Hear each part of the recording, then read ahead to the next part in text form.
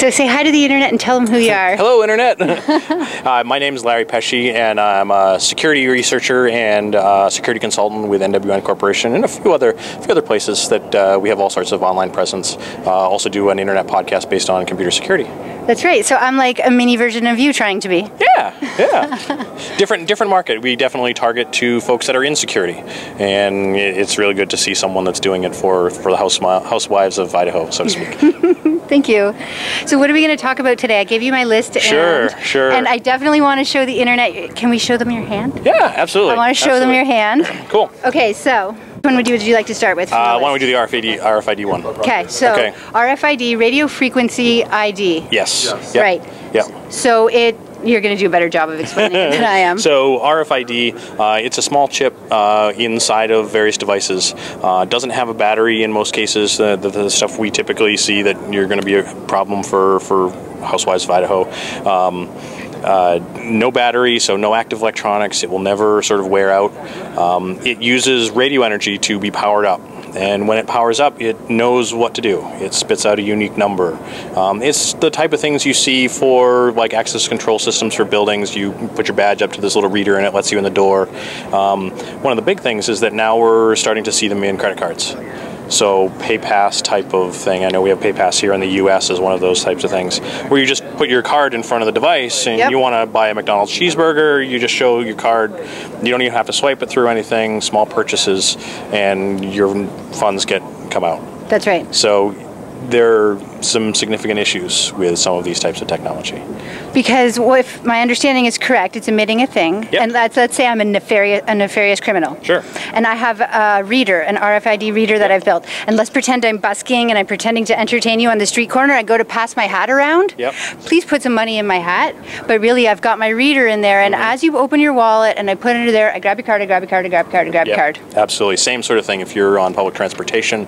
There's no reason why they can't hold it. They sit down next to you, put their arm down. It's now near your wallet in your back pocket or your purse. Waiting in the train station, they just walk around and go in crowded areas and bump against people and those types of things. So same thing, they do that a lot for access control systems. They'll clone cards, grab the data, and then put it on a new card so they can go break into buildings. And that'd be even easier because they can walk right in like they belong there. Absolutely. Right. So. Now, there is a way to combat this. Yes. And I blogged about this, that everyone is going to have wallets like this in the very near future. Yes. And everyone just rolls their eyes at me, but I just am like, you'll see, I am the future. Of course you have one. RFID shielding wallet. Exactly. So yeah, the RFID shielding wallets are pretty neat. So we got all our stuff in here. Okay. There is actually a metal mesh on the inside, so that the metal mesh acts as what's called a Faraday cage. Faraday, F-A-R-A-D-A-Y. Faraday cage. Yep. So the metal mesh prevents wireless signals from passing through the mesh. Right. So you can control now, if you have a device that emits wireless signals like an RFID card, you can say, all right, great, I want it in the Faraday cage. The wireless signals can't get out of that Faraday cage. So because I almost put it in a protection, like a fortress. Exactly. Now I read somewhere on the internet, tell me if this is true, that I can make my own version of that wallet by lining my own existing wallet with a piece of tinfoil. And then it closes it, but that just seems a little bit homemade to me. Yeah, a little homemade. I don't know whether it will work. I've never tried it, but it's a reasonable thing to try. I mean, best way to find out, get one of the cards that has that capability. Right. Put some tinfoil in your wallet and go try to use it. Check and test. Yeah, exactly. Exactly. I think though soon all wallets will have that lining and it'll just be normal. That'd be great. Yeah. Yeah, and the other one too that we get potentially scary, it can be more than just your credit card or your debit card. A lot of the passports now are coming through with RFID chips, so get your identity stolen. That's way worse. Yeah, and the ones for the passports have all sorts of good information on it, like your picture, your address. Oh my gosh. Your social security number potentially, or your taxpayer number, your birth date. That's just like giving them a big gift bag. Absolutely. They don't have to do any work after that. Yep. To put the pieces together. Nope. They pretty much have it all. Yep. Yeah. So, scary. Very. Yes. So one of the things that I did in wanting to learn more about RFID stuff was went and got an actual implant. So instead of having to carry around a credit card or an access controller, I wanted to be able to get into my office at work and not have to carry anything. This is so cool. So we took an RFID chip that's encased in glass that's made for implanting in pets.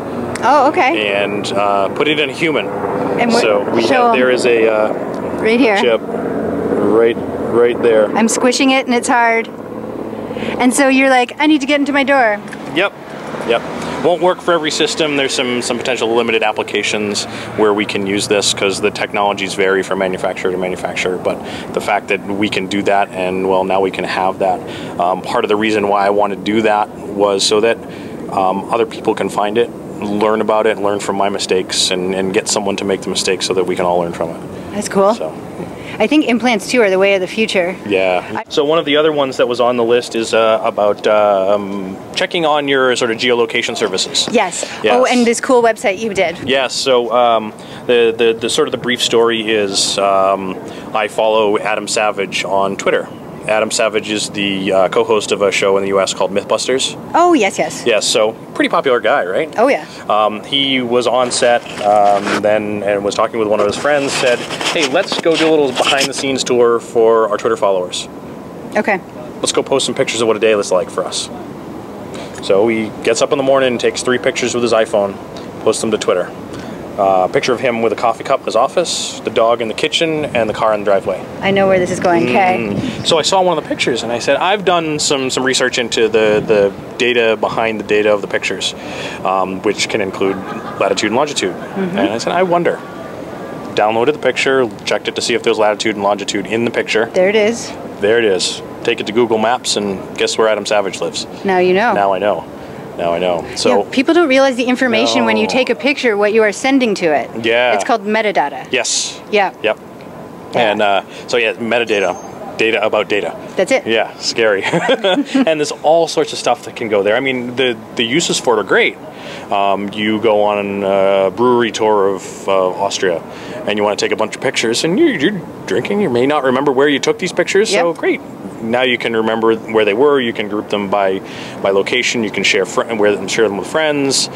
And the problem is when you start sharing them outside to the public, they can potentially also check as well. That's right. Yeah. So with this whole Adam Savage thing, a friend of mine that lives near me picked up on it and said, there's got to be a better way we can do this instead of one picture at a time.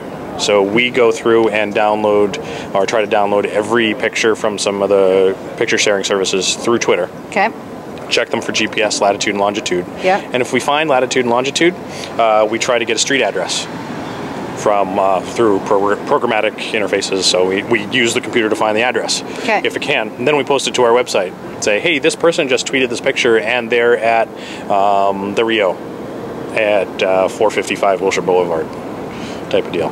And what's your website called? That's icanstalkyou.com. So STALK, the letter U.com. Yeah. Okay. Yeah, I Can Stalk You was already taken. Doing a lot of this research, we start ending up with tons and tons of pictures. And we find one person that's got latitude and longitude turned on in their smartphone. They start sending these pictures up to Twitter or to the sharing services. If they've got one turned on, chances are they've got many. So now you start going and grabbing all of that particular user's pictures. Now you can start building sort of track as to where they've been. Now you can probably track where they start their day, the way they go to work, where they go to lunch. Back again. Yep.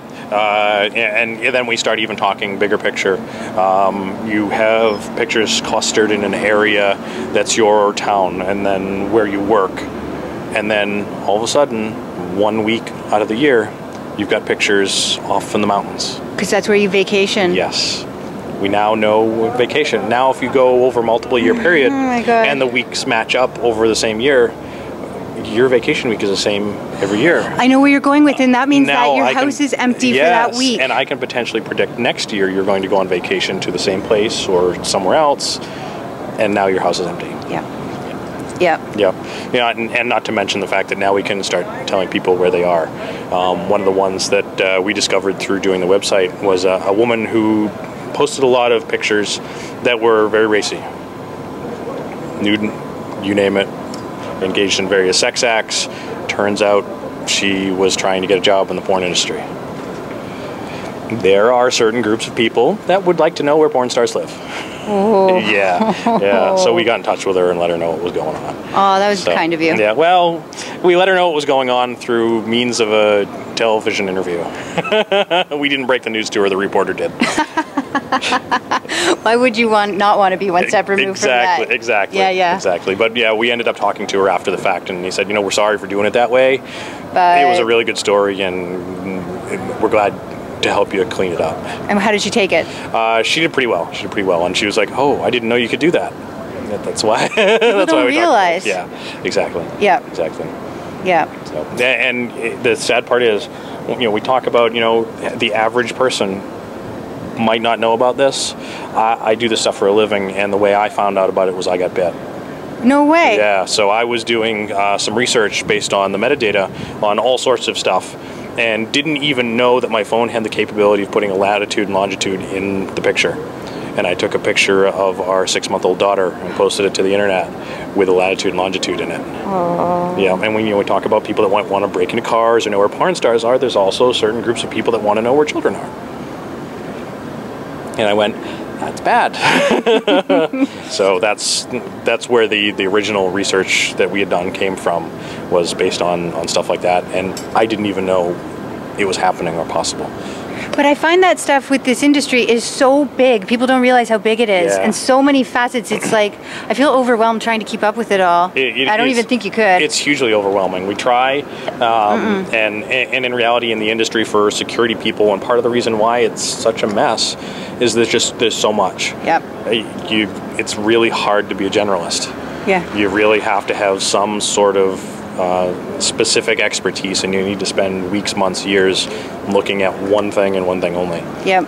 So, and a lot of people just want to be generalists. Oh, really? Yeah. Okay. Yeah. And that's why I always say, too, your online security is only as good as you make it. Yes. Because no one's going to help you with this. Yeah. And it all comes down to you. Yep, absolutely. Yep. Absolutely. And you always have to check and test. Because just because you installed it 4 weeks ago... doesn't mean it's still there. Doesn't mean that it's still updated. Right. Still there, still updated. Yeah. Absolutely. Still operational. Yeah. Yeah. Yep. Yep. Check and test, absolutely. Check and test. Anything else you would like to share with the internet? Words of wisdom? Yeah, don't click that. I get such a kick out of when I get like the Twitter DMs and I'm like, I know exactly what you clicked, and now I know what kind of guy you are. If it's too good to be true, it probably is. Yep. Microsoft will not give you money. The Mrs. Fields cookie recipe is horrible. The roller coaster crash makes you kind of a degenerate to want to see it. Yeah, and I think the biggest thing is that just like everything else, there's someone there to prey on a weakness of some sort. Every time. So if it's big in the news and you think those are going to be nude pictures of your favorite celebrity, they're not. They're just going to be you giving them your credit card number and that type of stuff. So yeah, be careful out there. Yep. Cool. Okay. I really appreciate this. Anytime. Thanks, man. Bye, Internet.